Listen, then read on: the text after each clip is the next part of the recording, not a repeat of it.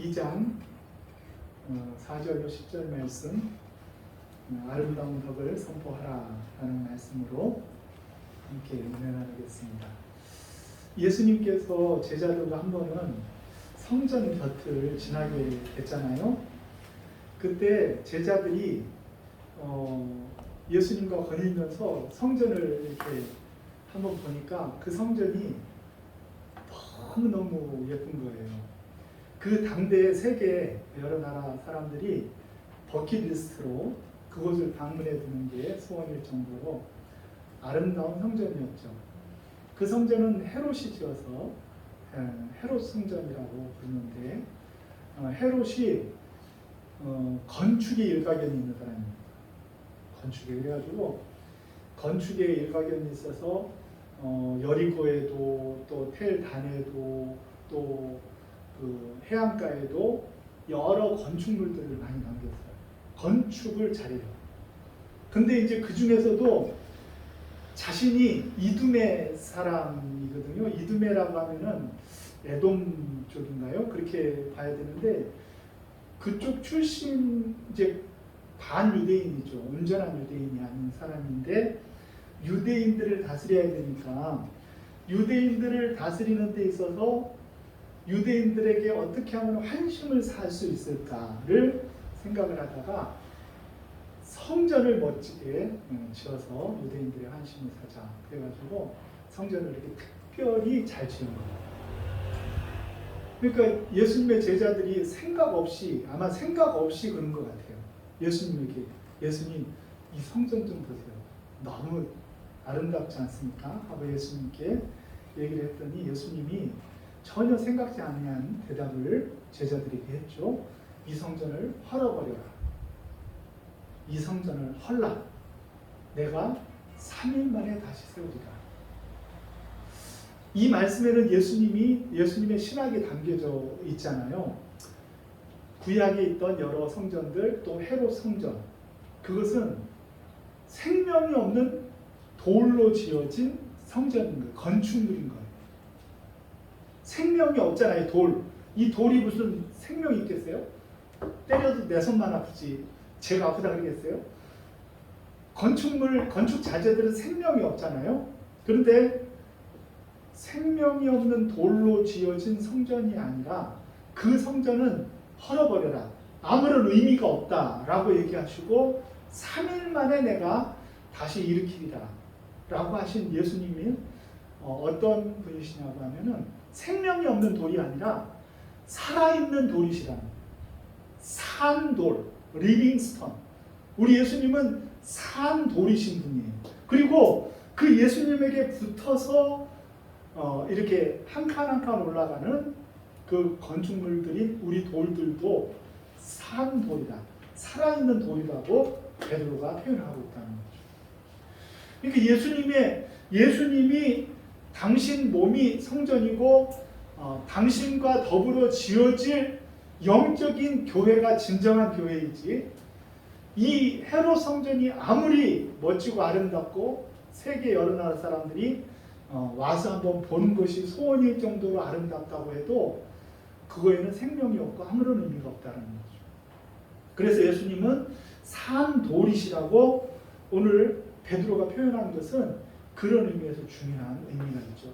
예수님은 진정한 성전이 되어주셔서 이 땅에 오셔서 옛 성전을 헐어버리시고 당신이 스스로 십자가를 지심으로 살아있는 성전을 세우신 분이에요. 저와 여러분들이 예수 그리스도에게 붙어있는 한 우리들도 모퉁이 돌이신, 살아있는 돌이신 예수님 위에 한 칸 한 칸 얹어져서 멋진 하나님이 기뻐하는 성전으로 세워져 나가고 있는 중이라는 것입니다. 그러니까 우리는 우리가 살아있는 성전으로 세워져 나간다는 의식을 저와 여러분들이 가져야 돼요. 우리가 성전이에요. 건물이 아니라 우리가 성전이에요. 오늘날 우리가 교회의 개념도 신약 성경에 교회라는 말이 50번 이상 등장하지만 한 번도 건물을 가리켜서 교회다 이런 적은 한 번도 없어요. 그래서 그런지 우리 교회는 좀 낡았어요. 별로 신경도 잘 안 써요. 뭐 불편한 사람이나 신경 쓰고. 그런데 괜찮아요. 이 돌로 지어진 건축물은 낡아도 괜찮습니다. 이게 무슨 의미가 있겠어요? 그런데 절대 양보할 수 없는 성전이 있는데 그것은 저와 여러분들의 성전이라는 거예요. 저와 여러분들의 성전. 이 저와 여러분들의 이 성전, 즉 산 돌이신 예수님이 우리에게 하나님으로부터 우리에게 주어졌는데 우리들은 그 성전을 보배 삼아서 예수 그리스도로 말미암아 생명을 얻고 예수 그리스도로 말미암아 우리가 힘을 얻고 살잖아요. 그런데 그렇지 못한 사람들이 있었어요. 어떤 사람들이죠? 오히려 예수님에게 걸려 넘어지고 예수님의 돌에 걸려 넘어졌던 그런 사람들이 있었죠. 우리 8절 말씀을 같이 한번 읽습니다. 8절 시작. 또한 우리 중 누구가 걸려 넘어지게 하는 아이가 되었느니라 하였느니라. 그들이 말씀을 순종하지 아니함으로 넘어지더니 이는 그들을 이렇게 정하신 것이다. 아멘. 우리는 예수님을 보배롭게 이 예수님을 보배롭게 여기고 예수님으로 말미암아 생명도 얻고 은혜를 얻었는데 걸려 넘어졌던 사람들이 있는데 이분들이 누구예요? 유대인들이죠.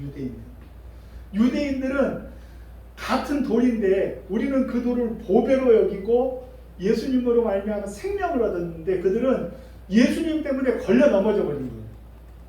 건축자들의 버린 돌, 건축자들이 돌을 잘 골라 쓰다가 이 돌은 아무짝에도 쓸모없는 것 같아가지고 버려버렸는데 그 돌을 하나님께서는 가져다가 모퉁이 돌로, 모퉁이 돌을 하면은 이 건축이 이루어지는 데 있어서 없어서는 안 될 가장 중요한 요긴한 돌 아니에요?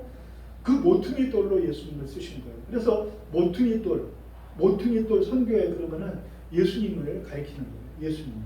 그런데 유대인들은 그 예수님을 믿지 못하고 예수님을 알지 못하였기 때문에 예수님에게 걸려 넘어져 버렸어요.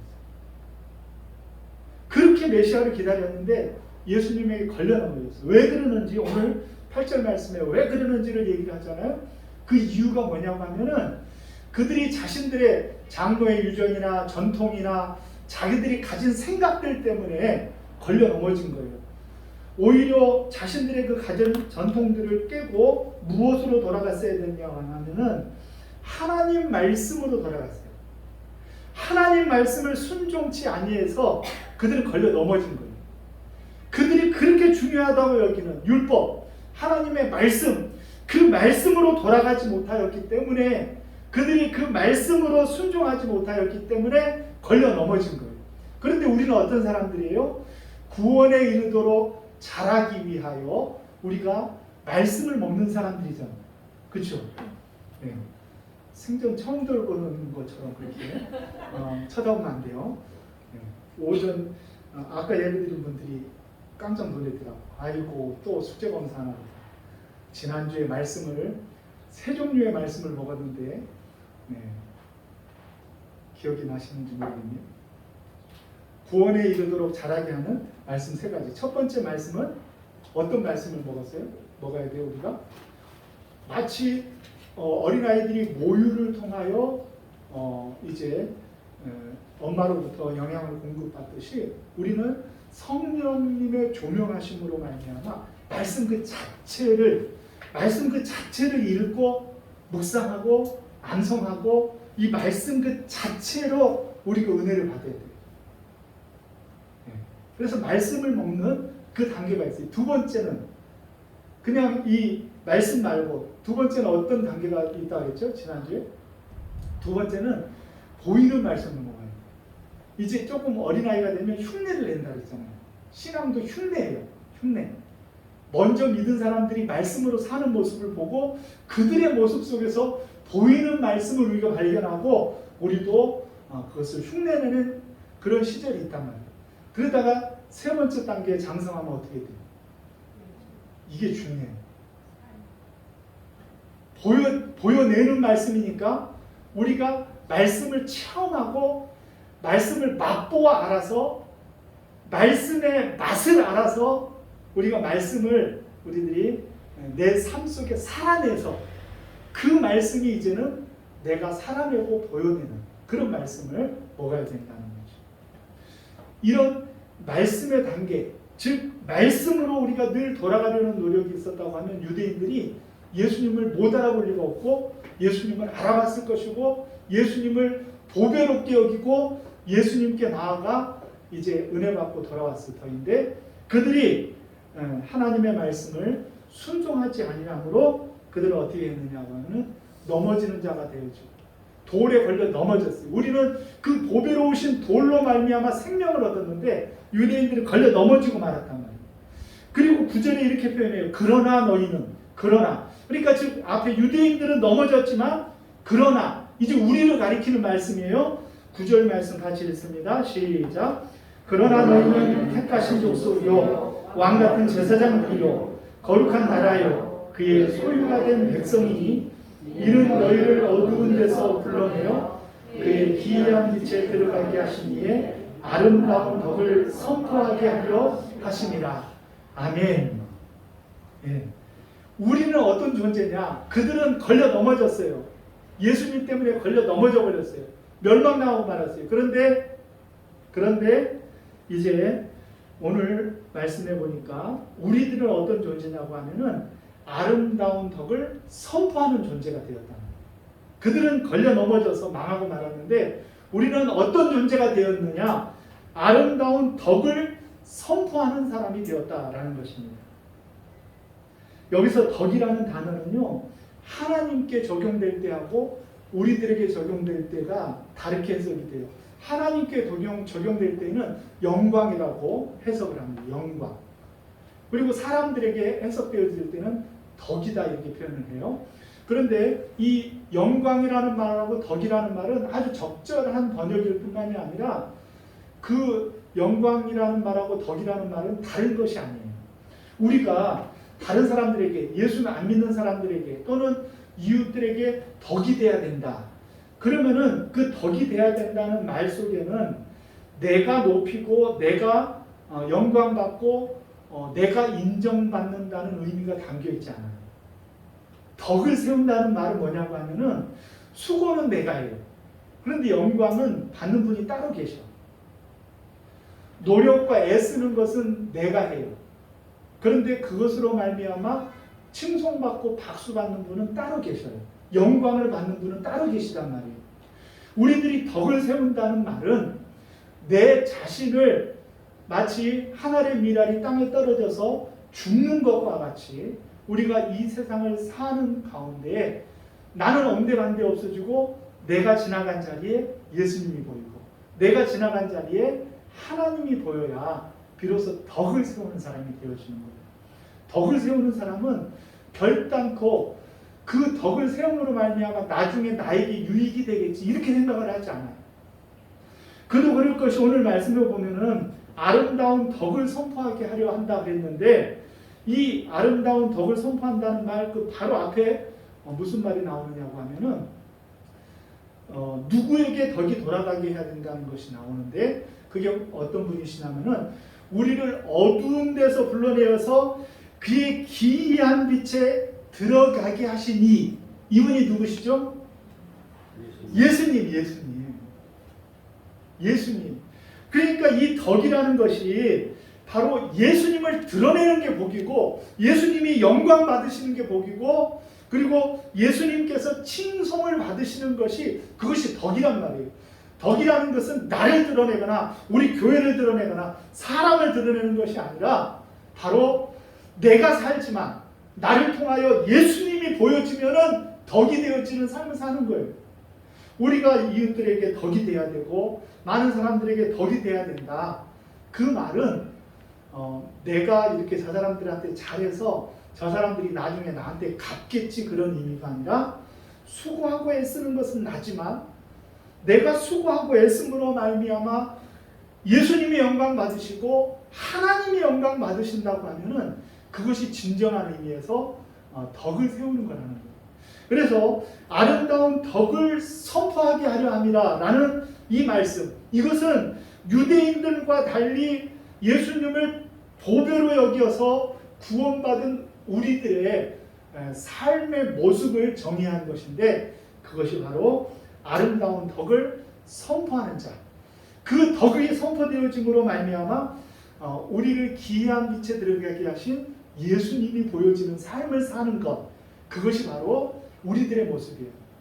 그러니까 우리가 구원의 로의 자람에 있어서 우리의 단계가 적어도 세 번째 단계에 이르면은, 내가 살아내는 단계에 이르면은, 내가 말씀을 살아내는 단계에 이르면은, 그 말씀을 살아내는 가운데 내가 영광 받지 않고 나를 통하여 예수님이 영광 받게 되어지는 줄로 믿으시기를 바랍니다. 영광은 하나님께서 받으시는 줄로 믿으시기를 바랍니다. 그것이 진정한 의미, 아름다운 덕을 선포하는 자가 되어지는 거예요.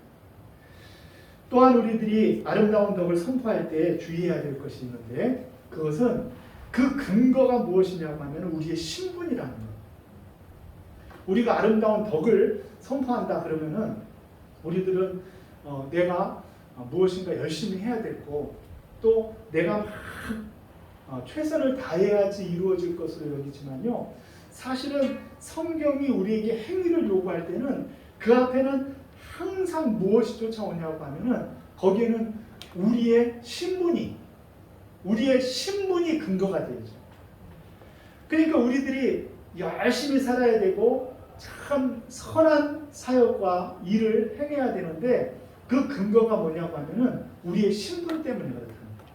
에베소서 2장 8절 9절 말씀, 디도서 3장 5절 말씀 같은 데도 보면요, 우리가 우리의 행한 바 그 의로운 행위로 말미암아 구원받은 것이 아니라 오직 은혜로 구원받았다고 그렇게 말씀하시잖아요. 그 말씀을 하신 다음에 그 다음에 꼭 쫓아오는 말이 있어요. 우리가 은혜로 구원받았으니 우리가 착한 일을 해야 된다. 우리가 은혜로 구원받았으니 하나님께 영광 돌리는 삶을 살아야 된다라는 것이에요. 이미 우리가 구원받은 사람이 되었기 때문에, 우리의 신분이 거듭난 신분이 되었기 때문에, 그렇기 때문에 우리들에게 삶을 요구하는 거예요. 그러므로 하나님이 우리에게 요구하시는 삶은 무엇을 하고 안 하고 그런 율법적인 요구가 아니라 우리 성경이 우리에게 요구하는, 그리스도인들에게 요구하는 삶은 바로 변화된 신분에 걸맞는 삶을 우리에게 요구한다. 우리의 신분이 어떻게요? 우리의 신분은 너희는 택하신 족속이라. 택하신 족속. 유대인들은요, 아브라함의 자손인 것을 굉장히 자부심을 가지고 살아요. 그런데 진정한 아브라함의 자손은 그들이 아니라 우리들이 아브라함의 자손인 거예요. 그러니까 그 택하신 족속, 아브라함의 자손 중에서도요, 다 그것이 택한 족속이 되지가 못해요. 이삭에게서 나야 돼요. 또 야곱에게서 나야 돼요. 또 유다에게서 나야 돼요. 요셉 지파가 그렇게 대단한 지파였지만요, 유다 지파에 비교하면은 메시아의 계보가 아니어서 은매기주고 그렇게 할 수밖에 없어요. 왜 그러냐 그러면은 택하신 족속, 하나님이 택한 족속은 그만큼 영광스러운 거예요. 그런데 그 택한 족속이 누구냐? 바로 예수님을 보배롭게 여기고 예수 그리스도 안에서 신령한 돌로 세워져 나가는 우리들이 바로 택한 족속이라는 거예요. 우리가 선택되어진, 하나님이 선택한 족속이 되었으니까 우리는 하나님의 아름다운 덕을 선포하는 자가 되어져야 될 줄로 믿습니다. 네. 우리를 하나님이 선택해 주었으니까 사람을 선택을 해도요, 아주 혜택이 대단하더라고요. 난 대장동이 어디 있는지도 몰랐어. 이야. 하여튼 사람이 자기네들끼리 뭐 이렇게 아는 사람 이렇게 모여가지고 해가지고 몇천억 그냥 남기고 막 그러더라고요. 뭐 잘 모르지만 하여튼 사람이 사람을 선택해도 대단한 건데, 하나님이 우리를 선택해요. 그러니까 하나님이 우리를 선택했는데 내 마음대로 살 수 있어요? 째째하게 살 수 있어요? 하잘 것 없는 이 땅에 없어질 것들에 마음을 두고 살 수 있어요? 없지요. 우리는 하나님이 선택한 백성다운 삶이 저와 여러분들 가운데 있기를 주의 이름으로 축원합니다. 뿐만이 아니라 더 놀라운 이야기가요, 왕 같은 제사장들이라는 게 우리를. 왕 같은 제사장 하면은 유대인들은 금방 누구를 떠올립니다. 누구를 떠올려야 되죠? 왕 같은 제사장. 세상에 왕 같은 제사장은 한 명밖에 없어요. 다윗도 그 대단한 왕이지만요, 제사장은 아니에요. 그렇죠? 왕 같은 제사장은 딱 한 명밖에 없어요. 그분이 누구예요? 멜기세덱. 멜기세덱. 그리고 그 멜기세덱의 반차를 조차 예수님이 왕 같은 제사장으로 우리에게 오신 거예요. 멜기세덱의 반차예요. 그런데 그 예수님의 그 영광스러운 멜기세덱의 반차, 왕 같은 제사장의 그 신분이 이제는 우리들에게도 왕 같은 제사장이라고 불러주신다는 거예요. 네? 야, 왕만 돼도 대단하고요, 제사장만 돼도요 엄청난 거죠. 그런데 우리를 왕 같은 제사장, 예수님의 반열에 우리를 세워주신 거예요. 그러니까 여러분들의 삶 속에 왕 같은 품위가 있어야 돼요. 제사장 같은 거룩함이 있어야 돼요. 왕 같은 품위와 제사장의 그 고귀함이 함께 존재하는 그런 우리들에게 신분의 고귀함이 있어야 된다. 왕은 하나님의 통치를 이루는 사람이에요. 그러므로 우리는 우리들의 삶의 영역 속에서 하나님의 통치를 이루어 가야 돼요. 내가 행하지만 내가 행하는 삶을 통해 하나님의 역사가 일어나야 돼요. 하나님의 통치가 이루어져야 돼요. 하나님의 나라는 여기 있다 저기 있다 말할 수 없어요. 하나님의 나라는 하나님의 통치가 이루어지는 그 자리가 이미 하나님의 나라란 말이에요. 우리는 제사장의 역할을 감당해야 되는데, 제사장은 하나님께 나아가는 길을 열고 하나님의 축복을 백성들에게 선포하는 역할을 하는 거예요. 그러니까 우리는 우리의 입술로요 축복해야 돼요. 많은 사람들에게 우리의 축복의 권한을 써야 돼요. 네? 제사장이 그 축복하는 거 저번에 손 모습 같은 거 얘기했잖아요. 그 모습을 하면서 그들을 축복하는 역할을 우리들이 해야 돼요. 쨍쨍하게 우리가 누구를 비방하고 비난하고 깎아내리고 이런 거 할 틈이 없어요. 우리는 제사장이라니까요. 뿐만이 아니라요, 거룩한 나라, 하나님이 구별하신 나라, 그리고 그의 소유된 백성이, 하나님의 소유된 백성. 그러니까 이런 엄청난 내 자의식, 내가 어떤 존재인지 나의 정체성을 올바로 파악을 하고 있다고 하면은 우리는 우리 예수 그리스도의 아름다운 덕을 선포하는 삶을 살 수밖에 없는 거죠. 우리의 신분의 고귀함이 우리의 삶을 요구하는 거예요. 우리가 열심히 노력해서 훌륭한 삶을 사는 게 아니에요. 내가 열심히 힘써서 참고 내가 들어봐 더럽지만 내가 열심히 살아야지 이렇게 사는 것이 아니에요.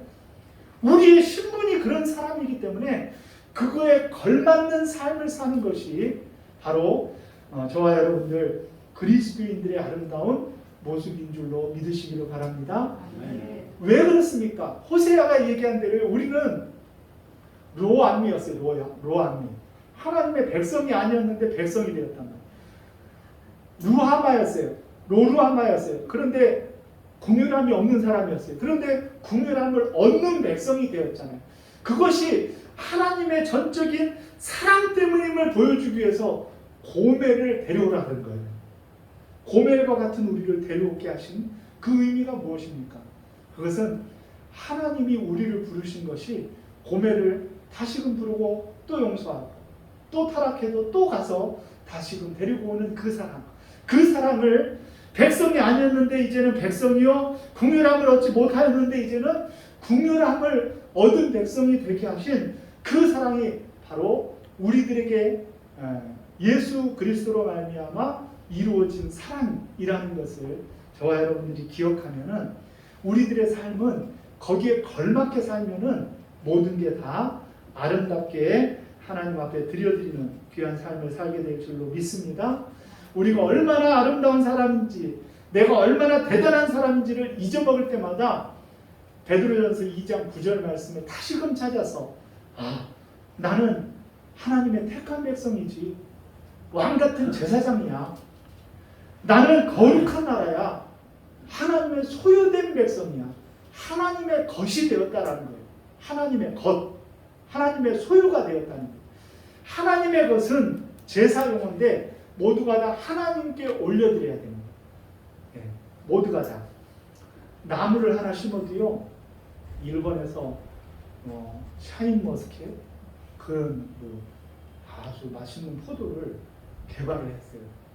그걸 딱 심으면요, 당장 그것이 맛있게 되나요? 한 3년은 이 포도가 이렇게 지나야 맛이 생겨요. 근데 그 3년째는 이제 첫 열매를 거두면요, 그거는 또 하나님께 드려야 돼요. 첫 것이니까. 그 앞에 이렇게 완성되어지지 못한 것들도 다 하나님의 것이에요. 그래서 하나님의 것이기 때문에 주인이 손을 못 대고 가난한 사람이나 그리고 어려운 사람들이 그것을 먹음으로 해서 하나님의 것임을 표현하는 거예요. 우리는 하나님의 것인 사람들이에요. 우리가 하나님의 것이 되었단 말이에요. 하나님께 드림받은 인생이 되었단 말이에요.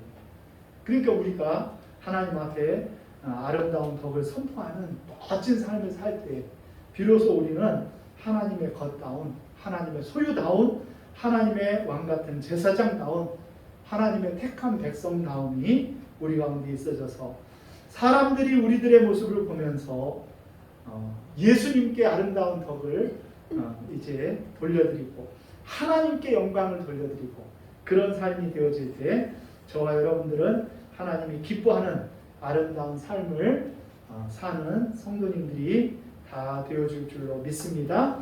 우리 복음 찬송 122번 새롭게 하소서 찬양하겠습니다. 내 안에 있는 모든 것들은 간절히 주님만 원합니다. 주님만 바라는 간절한 나의 마음 주님으로 채우셔서 우리를 주님으로 채워서 우리 안에 아름다운 덕을 선포하는 저와 여러분들의 삶이 이루어지시기를 주의 이름으로 축원합니다.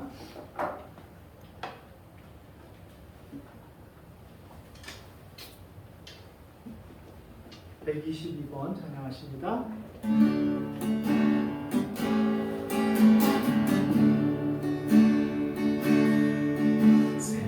새롭게 하소서 주님, 상한 나의 마음을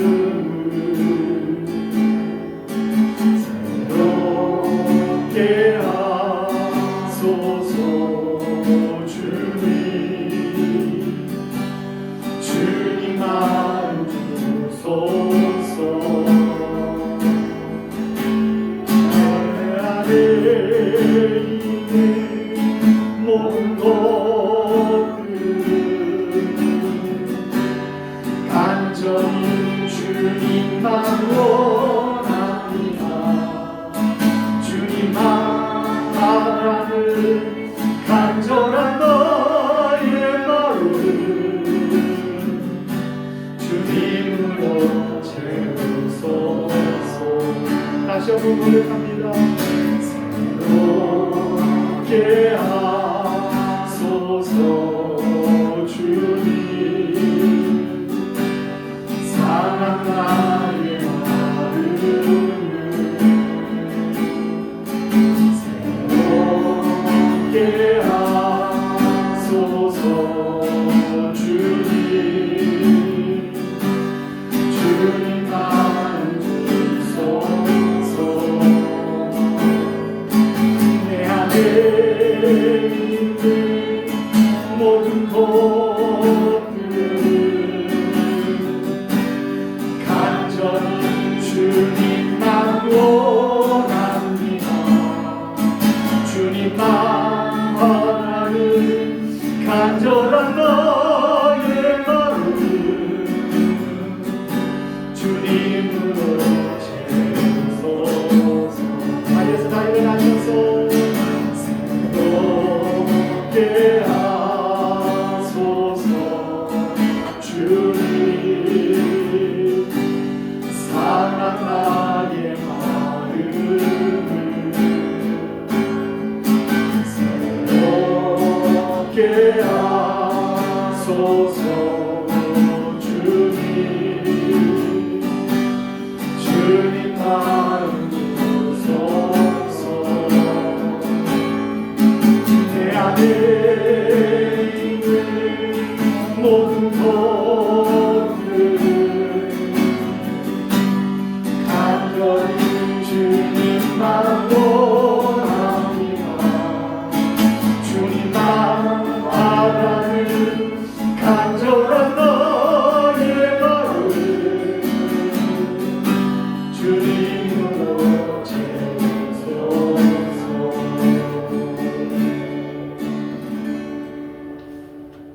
사랑하시는 하나님, 주님이 우리에게 오셔서 우리를 살아있는 돌로 주님의 거룩한 성전을 만들어가는 귀한 존재로 불러주심을 감사합니다. 주님이 우리에게 보배로운 돌과 같이 아버지 하나님 우리에게 은혜로 다가오셨기에 이제 우리들의 삶은 주님의 아름다운 덕을 선포하며 우리의 삶 속에 하나님의 영광을 드러내는 귀한 존재로 아버지 하나님 살기를 소원합니다. 주여 우리에게 주님 것다운 삶이 있게 하시고 주님의 거룩하게 택한 주님의 소유된 백성다움이 있게 주께서 역사하여 주시옵소서. 왕처럼 주님의 통치를 받게 하시고 아버지 하나님 제사장처럼 정말로 하나님을 기쁘시게 하여 드리는 귀한 삶, 축복을 아버지 하나님 이 땅 가운데 선포하는 삶이 되어지도록 주께서 역사하여 주시옵소서. 그리하여 아버지 하나님 저희들의 삶을 통하여 최선을 다한 아버지 하나님 우리 성도님들의 삶을 통하여 우리 주님이 영광 받으시고 우리 하나님의 이름이 높아질 수 있도록 주여 축복하여 주시옵소서. 이제는 우리 주 예수 그리스도의 은혜와 하나님 아버지의 사랑하심과 성령님의 감화 감동 위로 교통 역사하심이 주 앞에 나와 아버지 하나님 택한 백성으로 살아가고 하나님의 이름을 높여드리기로 마음에 다짐하고 일어서는 사랑하는 성도님들 머리머리 위에와 아버지 하나님 저들의 가정과 자녀들 위에와 하시는 사업과 일터 위에 그리고 우리 사랑하는 교회와 이 나라의 민족 세계 열방 위에 이제로부터 영원토록 함께 있을지어다. 아멘.